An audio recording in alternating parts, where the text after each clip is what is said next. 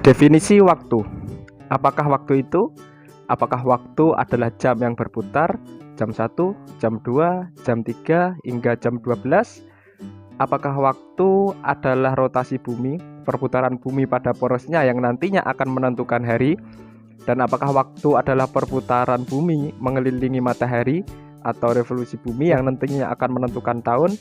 Untuk mengetahui jawabannya, simak video selengkapnya, tonton sampai selesai setelah intro berikut ini.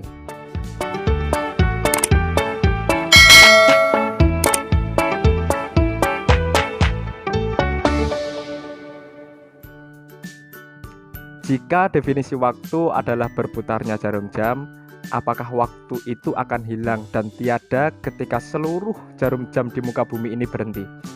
Tentu saja tidak. Mengapa demikian? Karena ketika seluruh jarum jam yang ada di muka bumi ini berhenti, akan ada pertanyaan, akan timbul sebuah pertanyaan, berapa lama jarum jam itu berhenti? Dan berapa lama adalah sebuah pertanyaan yang menunjukkan adanya waktu. Jika definisi waktu adalah perputaran bumi pada porosnya atau rotasi bumi yang akan menentukan jumlah hari, maka jika bumi ini berhenti berputar pada porosnya, apakah waktu itu akan tiada? Apakah waktu akan hilang? Tentu saja tidak. Jika waktu atau definisi waktu adalah proses bumi mengelilingi matahari, maka apakah akan hilang waktu? Apakah waktu akan hilang? Apakah waktu akan tiada ketika bumi berhenti mengelilingi matahari? Tentu saja tidak. Mengapa demikian? Jawabannya sama. Karena jika bumi berhenti berputar pada porosnya, jika bumi berhenti mengelilingi matahari, maka akan timbul sebuah pertanyaan. Berapa lama bumi berhenti berputar? Berapa lama bumi berhenti mengelilingi matahari? Dan berapa lama adalah sebuah pertanyaan yang menandakan adanya waktu. Waktu di mana bumi itu berhenti. Berapa lama bumi itu berhenti berputar? Maka berapa lama ini menunjukkan bahwa ketika bumi itu berputar, ada waktu di situ. Rotasi atau perputaran bumi pada porosnya memang menentukan jumlah hari, memang menentukan hari. Proses bumi mengelilingi matahari memang menentukan tahun. Namun sebuah pertanyaan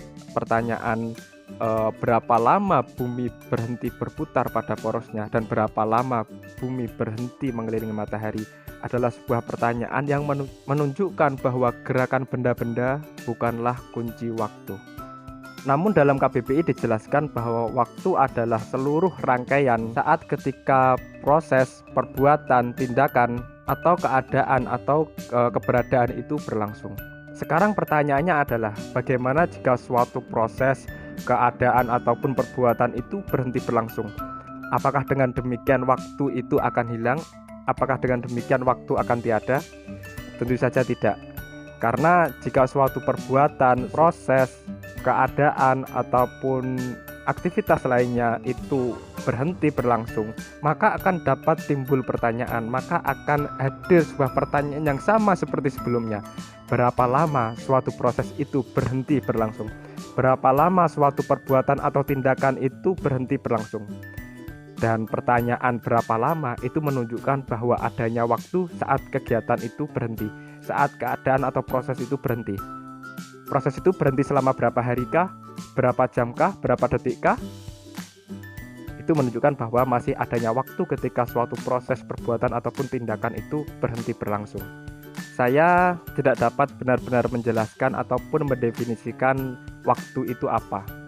Namun seorang filsuf bernama Plato menjelaskan bahwa waktu adalah makhluk generasi pertama. Ketika Tuhan menciptakan makhluk pertama kali, maka pada saat itu juga waktu itu hadir, waktu itu lahir, masa itu ada. Namun definisi waktu oleh Plato dibantah oleh muridnya sendiri yang bernama Aristoteles. Menurut Aristoteles, pendapat gurunya tentang waktu itu sangatlah lemah dasarnya. Menurut Aristoteles, waktu itu mendahului alam semesta. Waktu itu ada sebelum alam semesta itu ada. Mengapa demikian? Logikanya, kata Aristoteles, logikanya adalah ketika suatu makhluk atau ketika suatu alam, suatu jagat raya itu diciptakan, maka ada fase penciptaan. Ada yang dinamakan fase penciptaan atau proses dibuatnya, proses diolahnya atau dihidupkannya suatu makhluk. Nah, fase penciptaan ini itu adalah suatu hal yang menunjukkan kondisi waktu juga. Kok fase penciptaan itu kan waktu penciptaan. Artinya sebelum semesta ini ada, maka waktu itu sudah ada menurut Aristoteles. Dengan adanya fase, maka waktu sudah ada. Tidak berhenti sampai pada perdebatan sang guru yaitu Plato dengan muridnya Aristoteles. Perdebatan tentang waktu juga masuk ke ranah teologi yang selanjutnya akan diperdebatkan oleh Al-Ghazali serta Ibn Rus. Di sisi lain, Agustinus mendefinisikan bahwa waktu itu ada dua jenis atau ada dua macam, yaitu ada waktu objektif dan juga ada waktu subjektif. Waktu objektif itu seperti detik, menit, jam, hari, tahun, kalender, dan lain sebagainya. Nah, semua akan sepakat bahwa 60 detik itu sama dengan 1 menit, dan 60 menit sama dengan 1 jam. 24 jam sama dengan 1 hari, dan 30 hari sama dengan 1 bulan, 12 bulan sama dengan 1 tahun, 365 hari sama dengan 1 tahun. Itu semuanya sepakat dan itu dinamakan waktu objektif. Yang selanjutnya ada waktu subjektif. Waktu subjektif ini adalah waktu yang kita gunakan, adalah waktu yang kita rasakan. Waktu subjektif adalah waktu yang kita serap untuk diri kita sendiri. Secara sederhana, waktu subjektif dapat didefinisikan dengan meminjam penjelasan Albert Einstein dalam mendefinisikan teori relativitasnya. Begini penjelasan sederhana Albert Einstein tentang teori relativitasnya dan juga dapat digunakan untuk menjelaskan teori waktu subjektif menurut Agustinus. Bunyinya seperti ini. Saat Anda berpacaran dengan cewek manis, cewek cantik, maka 1 jam akan terasa seperti 1 detik. Namun ketika Anda duduk di atas sebuah tungku panas, maka 1 detik akan terasa seperti 1 jam. Jadi di sini sudah nggak objektif lagi, waktu menjadi subjektif. Yang pacaran sejam terasa seperti 1 detik, yang duduk di atas tungku 1 detik terasa seperti 1 jam. Jadi nggak objektif, 1 jam terasa 1 detik, 1 detik terasa seperti 1 jam. Dari sini Agustinus berpendapat bahwa kunci waktu itu bukanlah gerak benda-benda langit, kunci waktu itu bukan perputaran bumi pada porosnya, bukan proses matahari mengelilingi, proses bumi mengelilingi matahari, bukan juga suatu hal yang diukur dari luar diri kita. Namun menurut Agustinus, kunci dari waktu itu adalah mental manusia. Jadi kunci dari waktu itu ada dalam diri kita sendiri. Menurut saya sendiri, waktu subjektif inilah yang paling berbahaya.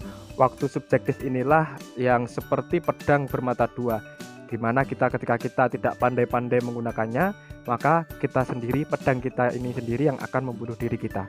Namun bagaimana kita dapat menggunakannya dengan baik, maka senjata atau pedang ini dapat kita gunakan untuk senjata kita, untuk pembelaan diri kita. Waktu subjektif inilah yang paling sering membuat kita tidak terasa telah membuang-buang waktu kita, telah membuang-buang waktu yang kita miliki.